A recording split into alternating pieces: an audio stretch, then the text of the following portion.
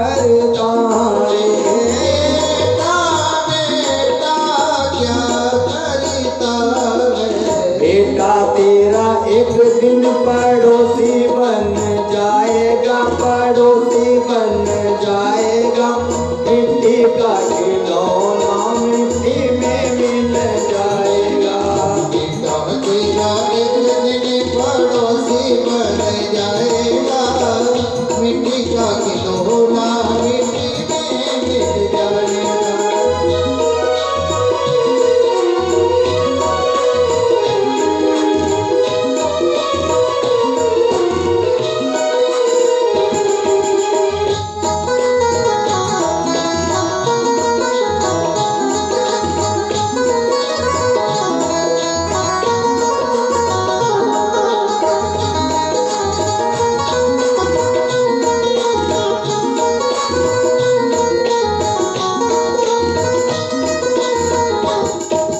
बेटी बेटी क्या करता रे।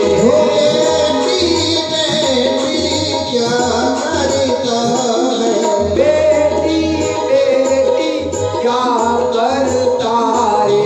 बेटी बेटी क्या करता है। बेटी को तो एक दिन जमाई ले जाएगा, जमाई ले जाएगा। मिट्टी का खिलौना मिट्टी में मिल जाएगा। बेटी को तो एक दिन जमाई ले जाएगा, माटी का खिलौना मिट्टी में मिल जाएगा।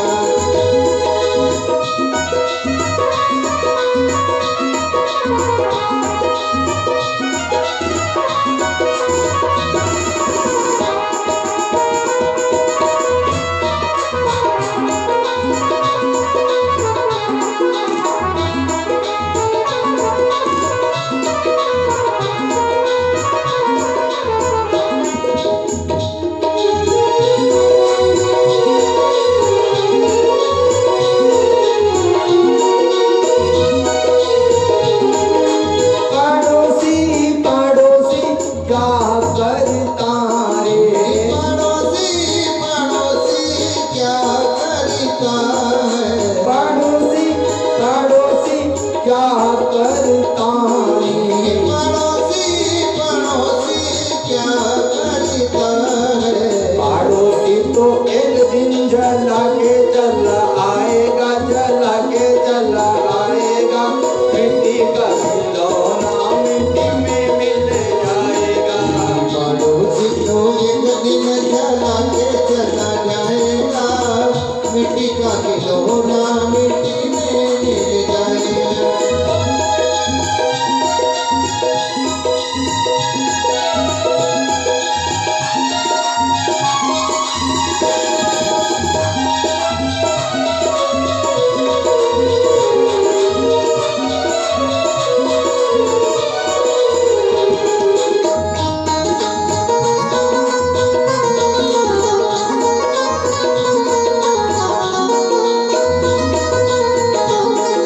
धन दौलत तेरे कोठी रे बंगला। धन दौलत तेरे कोठी रे बंगला।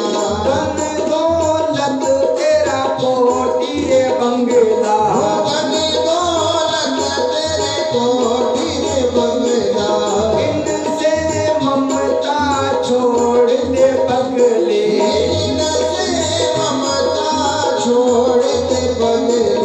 तेरा सब कुछ, तेरा सब कुछ यहीं पे रह जाएगा, यहीं पे रह जाएगा। मिट्टी का खिलौना मिट्टी में मिल जाएगा। तेरा सब कुछ तो यहीं पे रह जाएगा, मिट्टी का खिलौना मिट्टी में मिल जाएगा।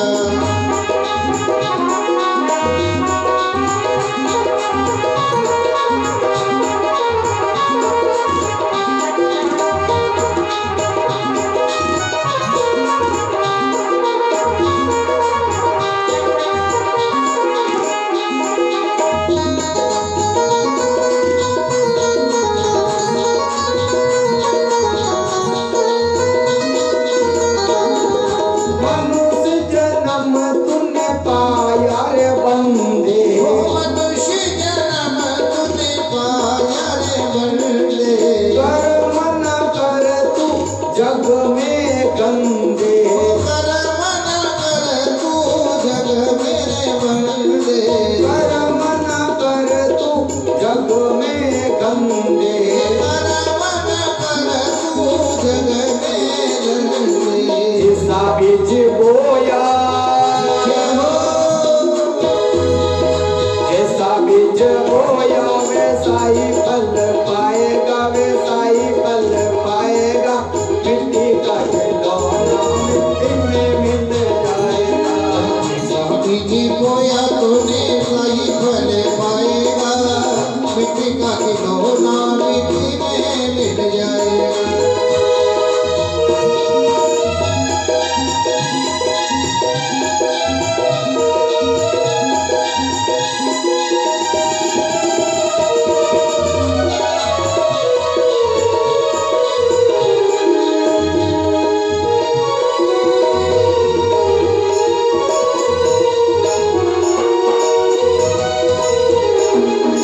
मात पिता तेरे कुटुंब कबीला, मात पिता तेरे कुटुंब कबीला, मात पिता तेरे कुटुंब कबीला, मात पिता तेरे कुटुंब कबीला।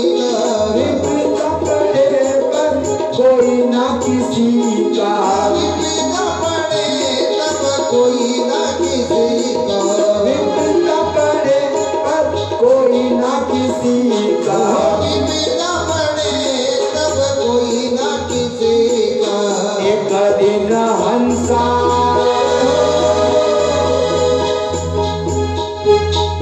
एक दिन हंसा अकेला उड़ जाएगा, अकेला उड़ जाएगा। मिट्टी का खिलौना मिट्टी में मिल जाएगा, हंसा अकेला पड़ जाएगा, मट्टी का खिलौना मिट्टी में मिल जाएगा।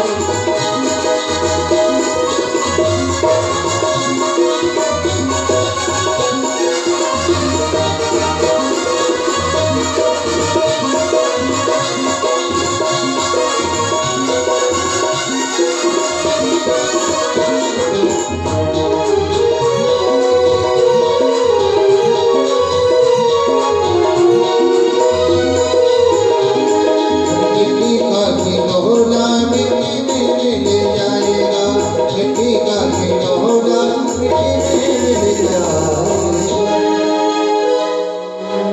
और गोपाल कृष्ण भगवान की।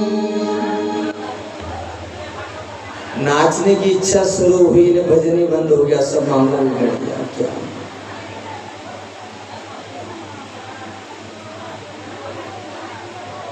ध्यान देना, ये लोग क्या करते हैं, ये मानव है ना, ये इंसान, ये क्या करता है कि बड़े लोगों के साथ फोटो खिंचाता है।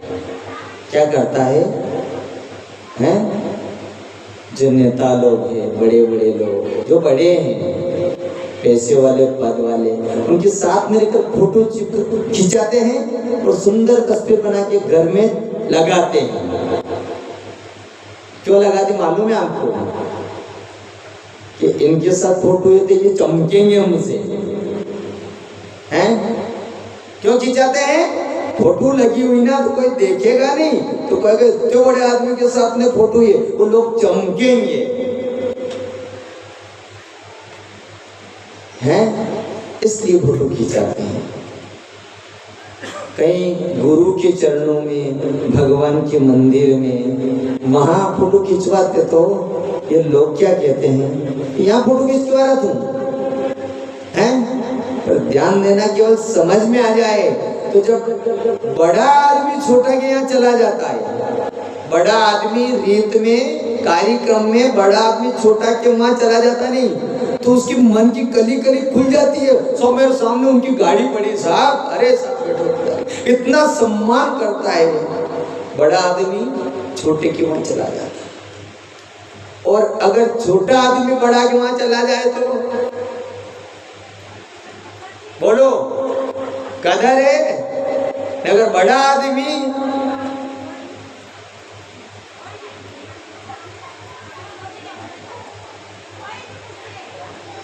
ये पहले मैंने पूछा कि यार ये आड़ी जाति में उबी जाति का समझ में नहीं आ रहा मेरे को, ये क्या मामला है, ध्यान देना। देखो मेरे समझ में नहीं आया कि आड़ी जाति ने उबी जाति कई वे, तो एक ने क्यों बाबूजी मुँह तो मन को अर्थ मैं क्यों, हाँ यार ये समझ में नहीं रही कि पहले बुजुर्गों से पूछना कि कोई कहते आड़ी जाति ने कोई उबी जाति, तो उसने कहा मेरे से कि बड़े आदमी की माँ कोई मांगलिक कार्य होता, शादी ब्याह है, मुंडन संस्कार, तो रीत होती ना, तो वो हमसे कह देते भैया तेरे को वहां के मेरे आड़ा आना है, वहां खड़ा रहना, आड़ा आना है। तो इसलिए हम बन गए आड़ी जाति। हमसे कहते कि आड़ा आ जाना वही हमारे कार्यक्रम में। मैंने कहा कि उबी जाति का, तो छोटा आदमी ने कहा कि बाबूजी पे गया बड़ा आदमी पे कि बाबूजी आपने कहीं नहीं करना, खाली माँ के कार्यक्रम में नहीं है मांगलिक कार्य, बट ने खाली आप उबारी जा जो कैसे नहीं करना, खाली क्या करते हुआ हुआ, तो आप भैया उबी जाति, यही शब्द है ना। चमकाने के लिए फोटो नहीं खिंचाना है, और फोटो खिंचाना भी है तो परमात्मा के वहां खिंचाओ। भगवान की बड़ी कृपा है। 7 दिन पहले किसी के चेहरे पे नूर नहीं था और आज तो चकाचक नूर आ गया।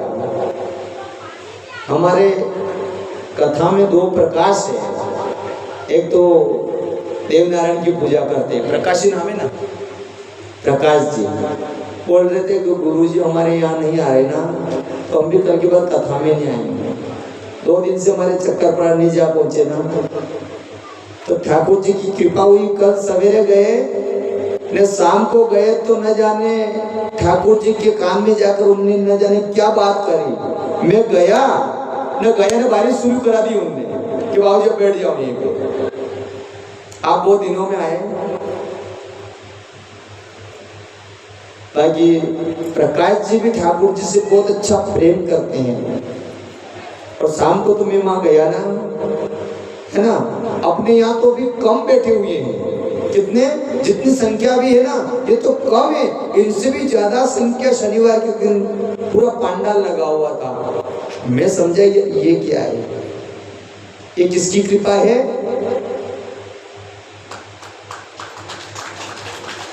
ना। वो है ही ऐसे है कि उनके सामने जाते ही सब पानी पानी हो जाते हैं। उनकी कृपा ही ऐसी, उनकी ललाट ही ऐसी है, उनकी छवि ऐसी है। तो कपड़े को संत नहीं बताया, टीके को संत नहीं बताया, सत्संग सुने संत नहीं बताया, केवल उसकी छवि बन जाए संत जैसी, बिल्कुल ऐसा बन जाए कि जैसे कुछ जानता भी नहीं हो, बस केवल बस कुछ भी नहीं सब में जानता ही नहीं। न कोई दादा तो कहता है कि आपके नजरे ही नहीं जमीन यूं, ये सब आपने थे यूं, यो मकान नजरे ही नहीं मात यूं, सब आपने थे। ने जो संत होगा ना, स्वभाव उसका संत, वो यही कहेगा ये सब आपका ही चीज, बस ये या छोटी सी झोपड़ी है अपने, बस वो क्या, ये आप ही का है हमारा, ये उसका स्वभाव है। तो संत स्वभाव का बताया है। आप देखना जो परमात्मा के भक्त हैं, जो भगवान को स्मरण करते हैं और सत्संग कथा को समझ गए हैं, बस उसका स्वभाव ही अलग हो जाएगा। बस कई को नहीं रे, कई को नहीं बुढ़ापो ये पर कई सी मलियो तो कहने हाउ की बात, हाउ केवा गया तो बदला में बुराई च मली रे, कई नहीं मलियो, कई कहानी कंती कहानी किससे कहो, कौन सुने। भगवान कृष्ण इंद्रप्रस्थ में लोग कहते हैं कपड़े लत्ते की कथा, और ये कपड़े लत्ते की कथा करते, पानी की कथा करते हैं, तो ये कथाएं तो कपड़े लत्ते की तो है। वो द्रौपदी का चीरहरण नहीं करता तो महाभारत नहीं बनता। और यहाँ ये पानी की बात करते, राजा परीक्षित जी ने शमीक ऋषि के वहां जाकर पानी तो मांगा था कि पानी पिला दो, पानी नहीं मिला, तो अपमान कर दिया। ये कपड़े लत्ते गिने पानी की कथा है। भगवान कृष्ण इंद्रप्रस्थ में लगा हुआ, उसका शुभारंभ हो रहा है। ये वो विचित्र बना हुआ था, जल थे वहां, जल की जगह थल नजर आए और थल की जगह जल नजर आए, ऐसा विचित्र था। तो अब ये दुर्योधन को सूझा नहीं, वो आ रहा था तो जब जब जल था वहां, जब थल था उसको जल समझ बैठा, थल था उसको जल समझ बैठा, तो कपड़े ऊंचे करके वो निकल रहे जैसे जल भरा हुआ है। और जब जल भरा हुआ था वहां गया वो, और जल को थल समझ गया और जल के अंदर गिर गया। वो द्रौपदी खड़ी थी, वो हंस गई और उसने एक शब्द कहा, अंधे का बेटा अंधा। वो शब्द दुर्योधन के अंदर चुभ गया। तो यहां बताया है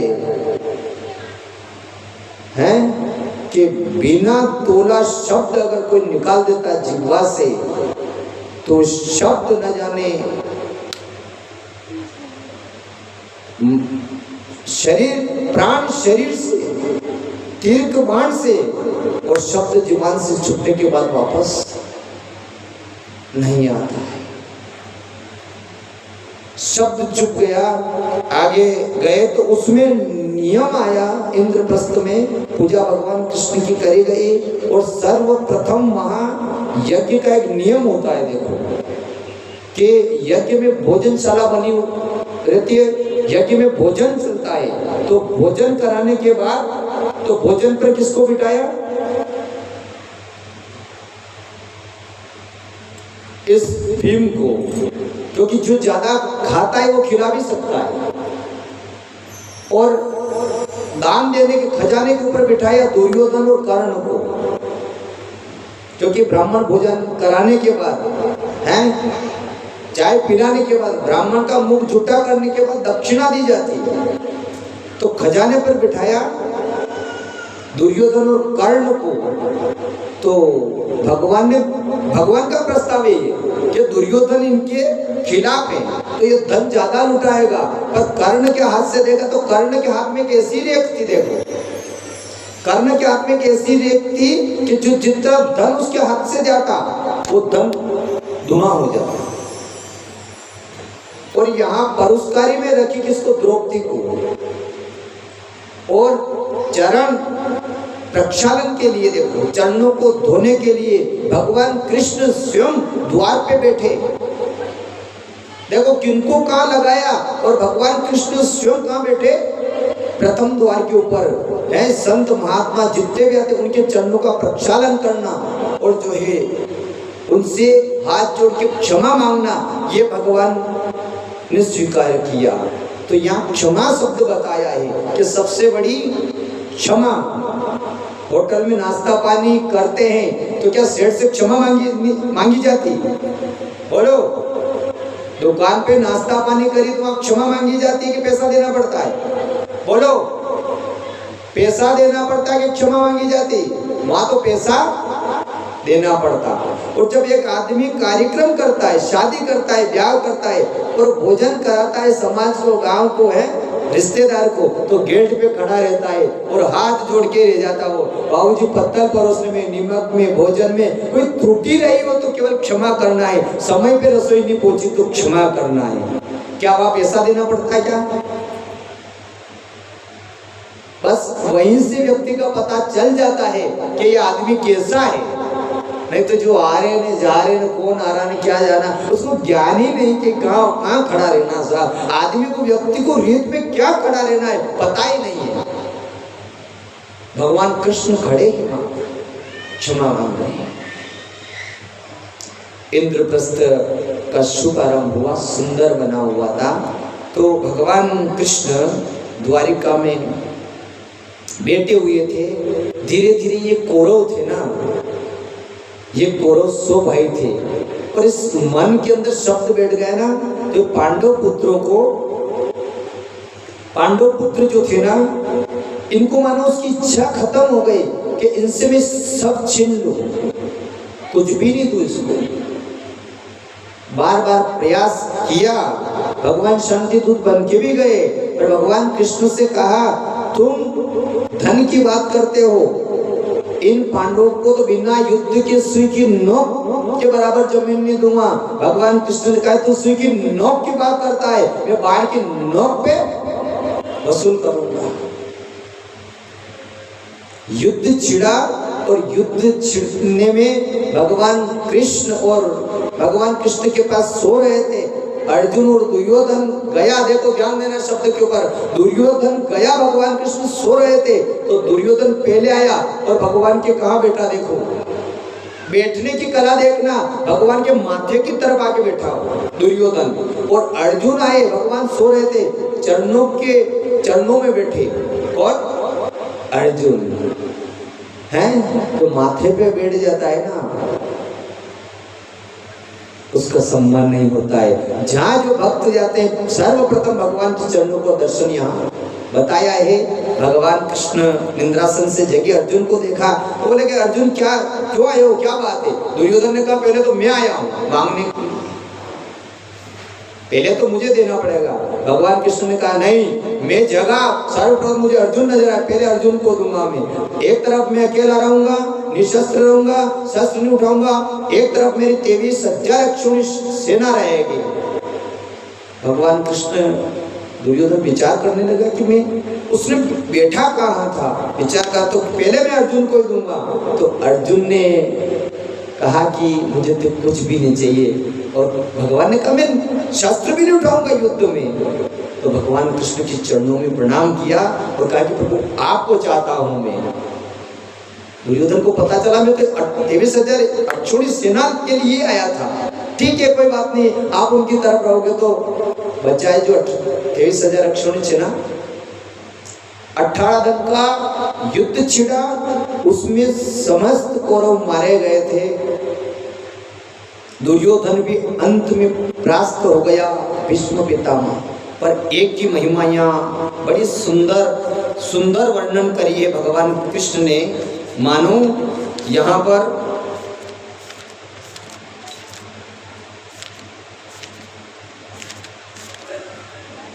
सुंदर वर्णन किया है भगवान ने यहाँ, किसका?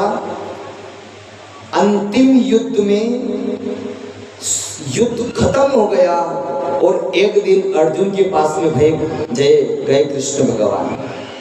जिस दिन का युद्ध था, किस दिन? जिस दिन ये कर्ण अधमरा पड़ा था, उस दिन भगवान कृष्ण अर्जुन के पास में गए और अर्जुन से कहा कि देख अर्जुन, कर्ण वो कोई छोटा मोटा पुरुष नहीं, वो कोई महापुरुष है। मैं तुमको उसकी महिमा बताता हूँ। भगवान कृष्ण अर्जुन को लेकर आए, अधमरा पड़ा है कर्ण कुरुक्षेत्र की भूमि के ऊपर, और भगवान कृष्ण अर्जुन गए और जो जाते ही हाथों से नहीं, क्योंकि हाथ उठ नहीं रहे थे, अपनी आंखों से भगवान कृष्ण को प्रणाम किया और कहा अर्जुन देख, अपने हाथों से ही मरा हुआ पड़ा है ये कर्ण, ये दानी है, ये वीर है, ये कितना धर्मात्मा है और कितना दानी है, इसकी महिमा तुझे बताता हूँ। तो मानो कर्ण ने कहा कृष्ण मैं आपकी क्या सेवा कर सकता हूँ? भगवान कृष्ण ने कहा है, भगवान कृष्ण ने दो के सामने भगवान कृष्ण रोए। एक तो रामावतारम में जटायु के समय भगवान कृष्ण रोए हैं, और एक कर्ण के समय में भीष्म पितामह के समय में भी भगवान गए, पर देर से गए थे। पर कर्ण के पास तो भगवान कृष्ण तुरंत गए और कहा कि देख अर्जुन, इसकी महानता देख, अपना ही मारा पड़ा हुआ है और आज क्या दूं और क्या तुम्हारी सेवा करूं, इसकी जुबान से बोल रहे कर्ण। भगवान कृष्ण ने कहा कि कुछ नहीं चाहिए कर्ण, मुझे कुछ धन की आवश्यकता है, कुछ धन, कुछ थोड़ा सा सोना चाहिए मुझको। तो कर्ण ने क्या कहा, प्रभु थोड़ा सा में सामर्थ्य रहा, मैं ठीक हो गया ना, थोड़ा सा सामर्थ्य होगा तो निश्चित में तुम्हें धन दूंगा। भगवान भगवान कृष्ण अर्जुन से कि इसकी महानता देखो, कितना दानी है। पर भगवान कृष्ण ने कहा कि तुम्हारे पास में सोना है। कर्ण ने कहा कि मेरे पास तो सोना है ही नहीं है, कहाँ है मेरे पास में, कुछ भी नहीं। भगवान ने कहा कि हे, तेरे दांत में सोना है। कहा तेरे दांत में सोना है। तब कर्ण ने कहा कि प्रभु मुझे पत्थर उठा के दे दो, मेरा दांत तोड़ के तुम्हें सोना निकाल के दे दूंगा। इसकी महानता देखो, दानवीर कर्ण। भगवान कृष्ण ने पत्थर उठा के दिया और जैसे तोड़ना चाहा, भगवान कृष्ण ने हाथ को पकड़ लिया। भगवान कृष्ण ने अंत में कहा कि कर्ण, तेरी महानता से मैं प्रसन्न हूं, तू क्या मांगना चाहता है। तो कर्ण की महानता, उसकी भावना है, उसका वर्णन बड़े सुंदर शब्दों में यहाँ किया है कि इच्छा है मेरी मोहन, उसी को निभाना, लगाओ न दाग उस जगह पे लगाना। मोहन, मेरी एक ही इच्छा है, केवल जीवन की मेरी आखिरी इच्छा है, मेरा दाग ऐसी जगह लगाना कि जहां कहीं दाग लगाना हो। है जटायु की क्रिया तो भगवान राम ने अपने हाथों से की। ध्यान देना, भगवान राम ने जटायु की तो क्रिया अपने हाथ से की, पर भगवान कृष्ण ने अपनी इस कर्ण की क्रिया अपने हाथ से नहीं, अपने हाथों पे की। क्योंकि समस्त ब्रह्मांड पे 5000 वर्ष पहले ये पृथ्वी बनी, ऐसी जगह कहीं नहीं है जहां किसी का दाग, बोलो संसार जगत में ऐसी जगह कहीं नहीं जहां किसी का दाग नहीं पड़ा। भगवान कृष्ण ने कर्ण का दाग अपने हाथों से नहीं, अपने हाथों पे किया। ऐसा धर्मात्मा दानी कर्ण, दानवीर कर्ण। तो सुंदर शब्द में इस भजन को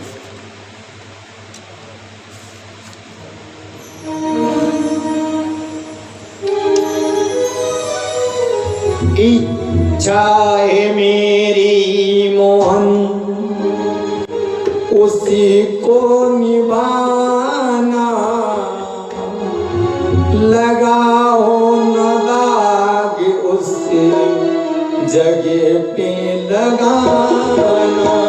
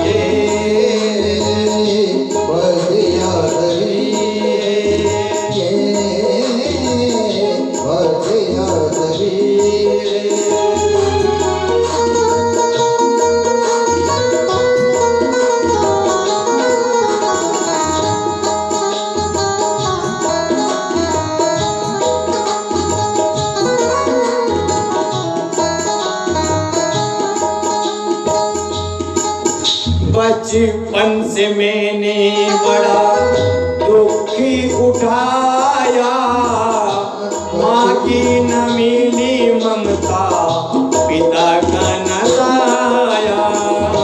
माँ की न मिली ममता, बचपन से मैंने बड़ा दुखी उठाया, माँ की न मिली ममता, पिता का न साया। पीछू के भर से निम्बर साथी आखिरी ये बात आखिरी ये बात आखिरी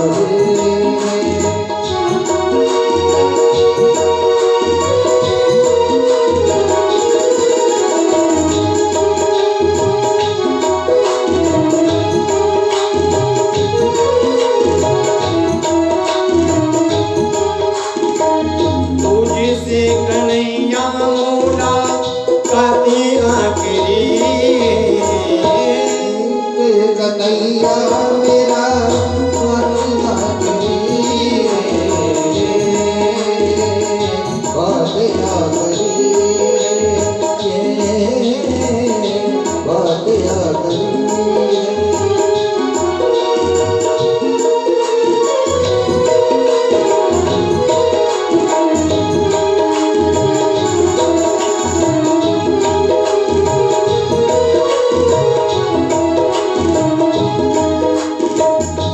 अभिमान का विष पल पल पियाए धर्म युद्ध में भी मैंने अधर्म किया है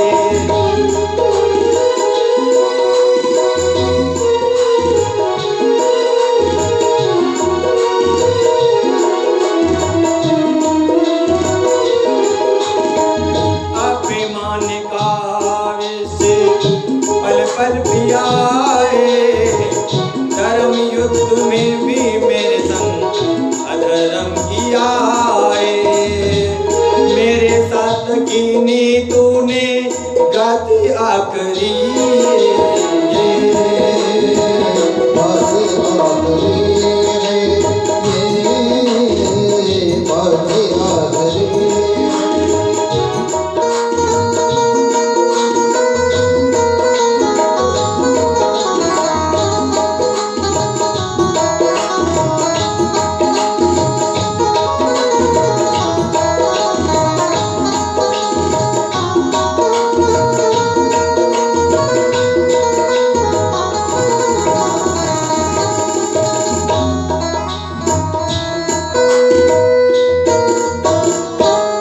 इच्छा है मेरी मोहन उसी को निभाना लगा हो न दाग उसे जगह पे लगाना इस जीवन की इच्छा यही आखिरी है ये बात आखिरी है ये बात आखिरी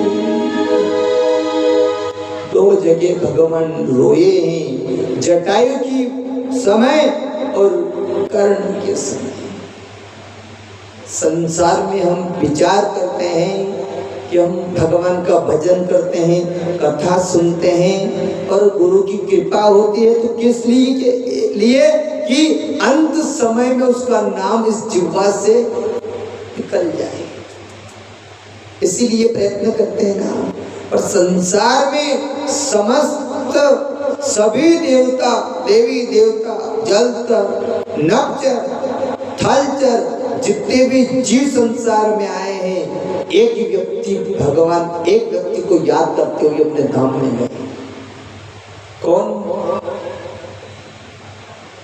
विदुर जी भगवान कृष्ण हम जाते हैं संसार छोड़ के तो भगवान का नाम लेते हैं पर जब भगवान अपने धाम को गए विदुर जी का स्मरण किया वो भगवान की महानता है भगवान की कृपा है सुखदेव जी महाराज कहते कि हे राजन एक भौमासुर नाम का राजा था उसने मानो इच्छा हुई कि 20,000 रानियों को इकट्ठी करके उनके साथ में गंधर्व विवाह करना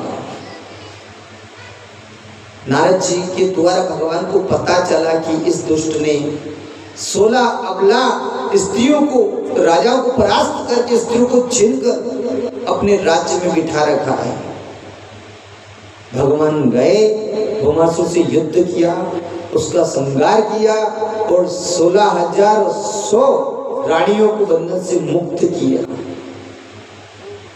16,100 रानियों को राजा के बंधन से मुक्त किया। मुक्त तो कर दिया, पर वो सब रानियां हाथ जोड़कर भगवान से कहने लगी, प्रभु अब हम कहाँ जाए? ये दुनिया बड़ी विचित्र है, हम जाए तो कहाँ जाए? प्रभु आपने हमें छुड़ा तो दिया है, पर हम आत्महत्या करेंगे, हम मर जाएंगे, क्योंकि ये दुनिया हमें जीने नहीं देगी। या तो प्रभु हमें अपनाओ, नहीं तो हम प्राणांत को प्राप्त हो जाएंगे। तो मानो भगवान कृष्ण ने, स्त्री है ना, इतनी बंधन में है, जब वो बड़ी होती है तो भाई और पिता के बंधन में स्त्री को रहा जाता है, और जब विवाह हो जाता है तो वहाँ ससुर और पति के बंधन में बंधना पड़ता है। और दोनों में से अगर तीसरी जगह चली जाती है तो दुनिया उसको, वो तो ठीक है, पर ससुराल में भी विधवा स्त्री को जीने नहीं देती है दुनिया। ये दुनिया बड़ी विचित्र है। परिवार में बार बार ऐसी बातें उसको सुना के कहती है, वो को जिंदा लाश बनकर ही रह जाती। इतनी कड़वी दुनिया है आज की। और उस कड़वी दुनिया में अगर कोई सत्संगी होगा और उसको ज्ञान बैठ जाएगा, चलो रे ठीक है, भगवान ने अपने को हरा भरा ने सब सुख का संसार दिया है, तो इसको क्यों पे उसको आगे बिठाओ ना, उसका सम्मान दो कि कहीं भगवान है इसके जैसी हमें। आज भगवान कृष्ण ने, ध्यान देना, जिसका कोई नहीं होता संसार में उसका ईश्वर होता है। और वो स्त्री बस जब उसको दुनिया दुख देती है ना, तो वो केवल कथा में आती है, मंदिर पे जाती है और बस धर्म का पल्ला पकड़ लेती है कि बस ये धर्म ही मेरे जीविका का एक साधन है, इसके अलावा ये संसार मेरा है ही नहीं है। अब एक के परमात्मा मुझे इस संसार से स्वीकार कर ले। यही स्त्री का जीवन बताया। भगवान कृष्ण ने 16,100 रानी को गंधर्व विवाह किया, और भगवान की कितनी पत्नियां बन गई है? 16,108। इनसे सब रानियों से एक एक पुत्र हुए। सब रानियों से 10-10 पुत्र हुए, और एक स्त्री थी उसके कोई संतान नहीं थी। सब स्त्रियों के संतान थी, पर एक स्त्री ऐसी थी उसके संतान नहीं थी, जिसका नाम है जामवंती। उसकी कोई संतान नहीं थी। यहाँ भगवान कृष्ण अपने द्वारिकाधीश में सब भगवान के 8 पट रानियां हैं और 16,100 रानियां हैं। पर वहां भगवान कृष्ण की ध्यान देना, देखो कितना सुंदर परिवार है। कभी कोई विवाद, कोई लड़ाई, कोई छल कपट, कोई किसी के साथ में भेदभाव नहीं है। बड़े प्रेम से हमेशा भगवान कृष्ण कथा सुनाते हैं सब प्राणियों को। तो यहाँ शास्त्र क्या कहता है अपना, सब सत्संगी हो। पर शास्त्र ये कहता है कि घर के अंदर जो बड़ा होता है, ध्यान देना, जो बड़ा होता है उसको तो निश्चित घर के अंदर, परिवार के अंदर सत्संग से जुड़ना आवश्यक है। और स्त्रियों में जो बड़ी होती है उसको सत्संग से जुड़ना आवश्यक है। अगर वो बड़े हैं तो छोटे क्या समझेंगे, ये बड़े ही ये सत्संग में नहीं जाते हैं तो ये समझदार देखे हमको भी नहीं जाना चाहिए। कल कहा ना कि पैसे वाले को 11 पे जन्माष्टमी के दिन जल्दी से स्त्री और पुरुष को मंदिर पे चले जाना, तो ये बेचारे गरीब रहेंगे ना गांव वाले, ये कह देंगे देखो ये बड़े घर के चले गए हैं, हमको भी निकल जाना चाहिए। न बड़े घर के नहीं निकले पैसे वाले तो छोटे ये समझेंगे देखो तो बड़े लोग ये पैसे वाले, ये समझदार देखे ये भी गए नहीं, हमको भी नहीं चलना चाहिए। सत्संगी जिस घर के अंदर एक ही है वो वो सब उस गाड़ी को चला के निभाते निभाते जीवन व्यापन कर लेंगे। और सत्कर्म नहीं किया, सत्संग नहीं किया है, सत्संग से विमुख हो जाएगा वो जीव, वो उसका तो बिगाड़ेगा, पर कुल समेत एक ही दुर्योधन पैदा हुआ था, कुल समेत सर्वनाश करा दिया था। ये कथा भाइयों की कथा है। रामावतार में त्यागे भरत राम के एक दूसरे को त्याग की भावना है, और महाभारत के अंदर छिनने की भावना पैदा हो। यहाँ सुखदेव जी महाराज कहते कि हे राजन, आगे चलकर भगवान मानो सबकी इच्छा पूरी करता है। बचपन का जो मित्र है, कौन? सखा। कौन? श्रीदामा है, सुदामा जिसका नाम है, साथ में पढ़ाई करी है। कहाँ करी पढ़ाई? सांदीपनी आश्रम अवंतिकापुर उज्जैन के अंदर शिक्षा ग्रहण करके आए, और मित्र सुदामा से बड़े प्रेम से रहे।